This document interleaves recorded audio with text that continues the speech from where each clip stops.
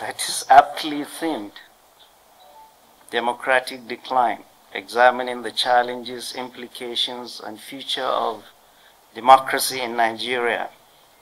But ladies and gentlemen, let us not forget another day. Today, 2 years ago, also marks the midpoint into President Bola Ahmed Tinubu's first term. A term which so far has been deeply unpopular, a tribalistic, non-inclusive, divisive, recklessly run, self-serving, propaganda-fueled, corruption-ridden, hardships inflicting, and state capturing.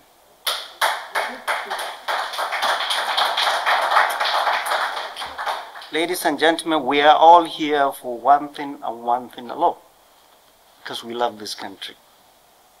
This country that has given my generation more than we can ever give back.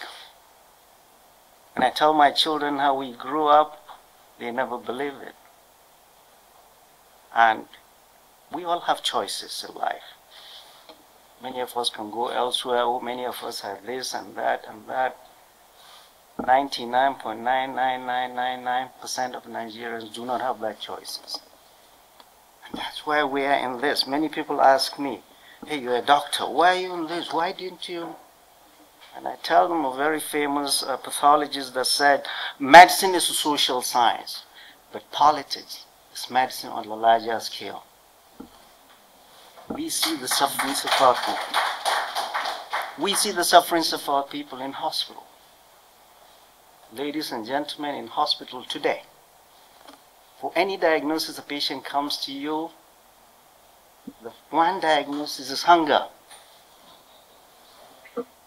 If a woman comes pregnant, underneath that is hunger. A child with malaria, underneath that is hunger. In a country of plenty, in a country we know has the potential to take care of everybody just like it took care of us. I tell my children, in my household, there are 3 people we pray for every day after our 5 daily prayers. But when our parents departed, they brought us up well. We were raised well. Our teachers, they taught us well.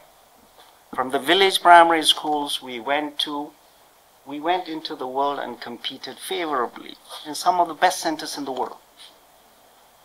But what that tells you is that leaders of our time invested in us. They invested in our education. They invested in our hospitals. They invested in our security. You could drive from Sokoto, start at midnight, you're going to Port Harcourt. I went to Catholic school throughout my primary school, because my guardian said that discipline in Catholic school was better than LEA. My family was the only Muslim family. From St. George's in Zaria, St. Barnabas in Ilorin, and Holy Family Primary School in Sokoto. This is Matthew Cooper's. We came to Zaria, ABU Zaria. At that time, the university that has the most diverse population, and still does. I went to NYSC in Cross River State, old Cross River State. Served in a Lutheran missionary hospital. I was the only Nigerian doctor, the other doctors were Dutch. At the time I stopped going to the market to buy stuff. You know why? Because the market women wouldn't let me pay. You see, doctor, you see that doctor? They didn't stop at that. When they saw I wasn't coming, they would bring foodstuff to my house. This was the Nigeria of our time. Today we are told we're different because we pray differently, we dress differently, we speak differently. They want to balkanize us. Those of us that have seen a better Nigeria know we're better than this. Fortunately, our youth, politicians have infused toxic, ethno-religious cocktail onto our people now, all over the country. There has never been a time. Our democracy, unbroken democracy, is 26 years old, we say today. Ladies and gentlemen, in the life of a country and in the life of democracy, 26 years is still very young and fragile. Our democracy, 26 years of unbroken democracy, has never been more imperiled than it is today. We have a leadership that is focused only on itself. We have a leadership that is disconnected from the realities of our people. Ladies and gentlemen, the current president got only less than 10% of the registered votes.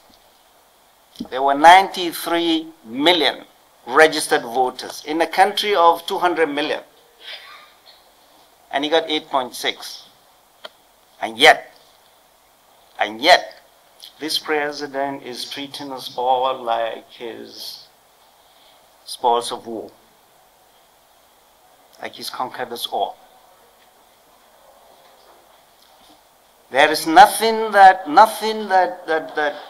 imperils democracy more than hunger. There's no military. There is no police force that can quell the anger of a hungry people. None. This government has brought hunger in the land. I've been screaming that because I know I see it in hospital. When I go to Katsina, Medicine Sans Frontières, I go to their feeding centers. You will say, are we in Sudan, Afghanistan, or Yemen? It's a country of plenty.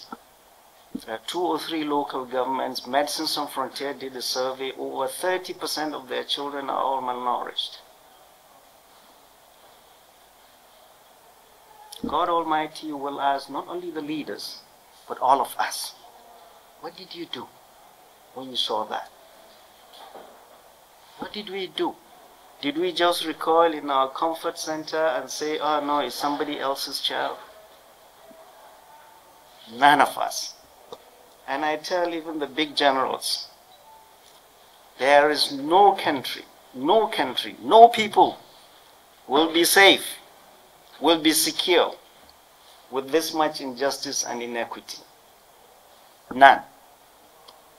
The same children, over 20 million and counting, that are not going to school, that we pass and think they're not our children, they'll pick up arms and come after us. I went to Kano to buy newspapers one Sunday. I came out to buy newspapers in the morning. Brought out 1,000 naira to give to the vendor. Somebody just grabbed it. And look, he didn't run. He looked at me and said, we haven't eaten and you're here buying newspapers. What did I do? Put my hands in my pocket and gave him more. We think we are safe? How many of us, and I tell this to all the generals, ministers and everybody, how many of us, after all the sirens in Abuja, can go back home to our ancestral land, spend the weekend without these big armed guys? We think we're safe? Nobody is safe if your neighbor is not safe. My grandmother used to tell me, if you pray for your child, pray for somebody else's child. You don't know who he or she is going to meet. Security, our land is drenched in blood. We are burying our dead every day. Civilian and uniform. Every day. 50 in Plateau, 30 in Katsina, 100 in Zamfara, all over. Life has become nothing. Our military is deployed all across the 36 states and FCT. How many do we have? Less than 300,000. Boko Haram, 16 years today. Bandits, 12 years and count.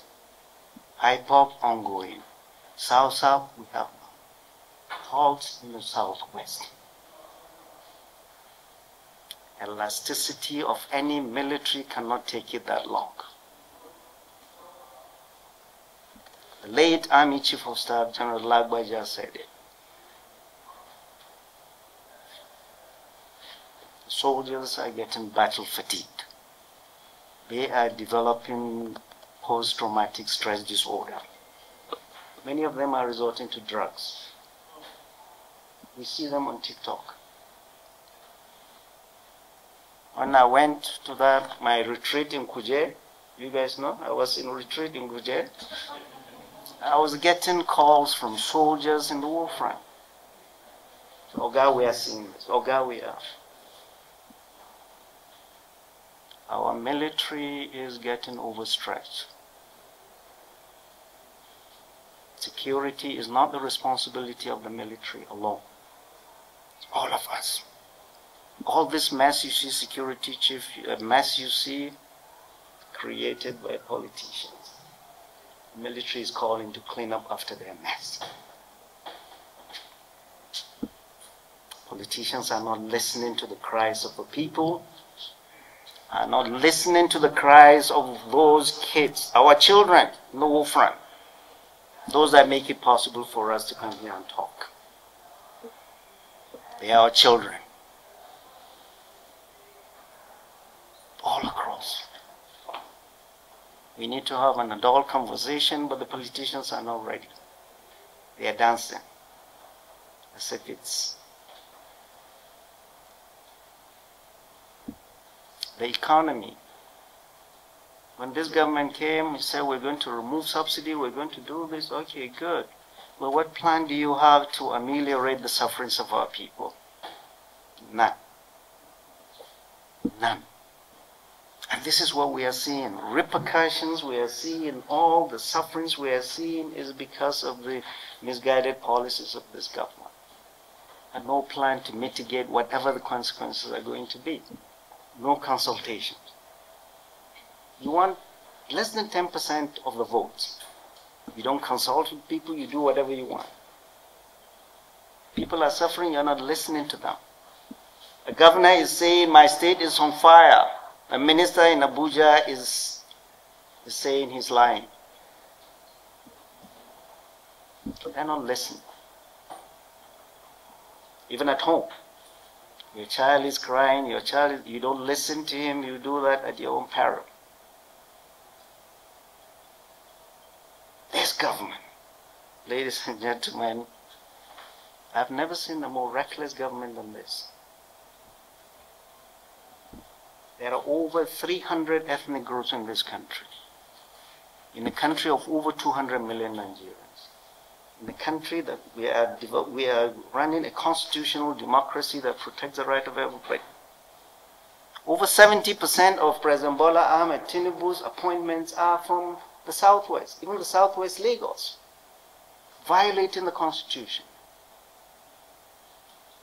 Where are those who should checkmate him, tell him the truth? The National Assembly. What are they doing? Oh, they are singing, on your mandate will you come. Fellow Nigerians, they are the ones we voted to come and fight for us. They're not doing that. They are allowing the president to do whatever he likes. Arrogantly too, with impunity. He gets loans all over the place. Nobody knows, nobody's asking questions, what are these loans for? Where are the savings you got from removal of subsidy? During Abacha, we saw PTF. How much money is coming into FIRS? How much money is in the NNPC? What's happening in the CBN? Everything is opaque. As if it's his country. It is our duty and responsibility to raise our voices. that we must do, not for us, but for our children and grandchildren, and for what this country has given us. We go all over the world, they say, oh, did you go to school in England or America? I say, no, I went to school in Gusau, I went to school in ABU Zaria. Our leaders invested in us. Now our children, oh, the few of us that have money, we send them to private school. You think they're going to be safe? Everybody else's child is not educated. Everybody else's child is going to pick up guns. If we don't take care of today, tomorrow will come and haunt us. We see that. Oh, and the politics, ladies and gentlemen, today I'm seeing mass endorsement, mass defection. I saw it the other day, and I was telling my wife, am I in North Korea or am I in Nigeria? I mean, this vulgar display of rascality. When people are hungry, you're here rubbing it on us. But we don't need you. You can do whatever you want to do. This is what we're going to do. We have endorsed him for the next 4 years. We've seen this movie before. Abacha was endorsed by everybody. Right? Jonathan was endorsed by 21 parties. What happened? They forgot they needed 2 endorsements. Endorsement of the people and endorsement of God Almighty. They haven't gotten that. So fellow Nigerians, they're giving me a distant 1 minute. I'm glad to be here. I don't want to start crying like my elder brother. He's done that. We have work to do. Religion and ethnicity is not our problem in Nigeria.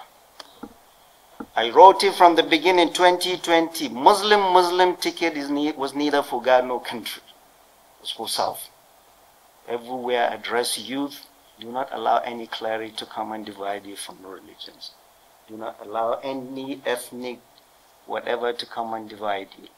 This is our country. We're here to fight for what is right. We'll go to Kuje, we'll come out.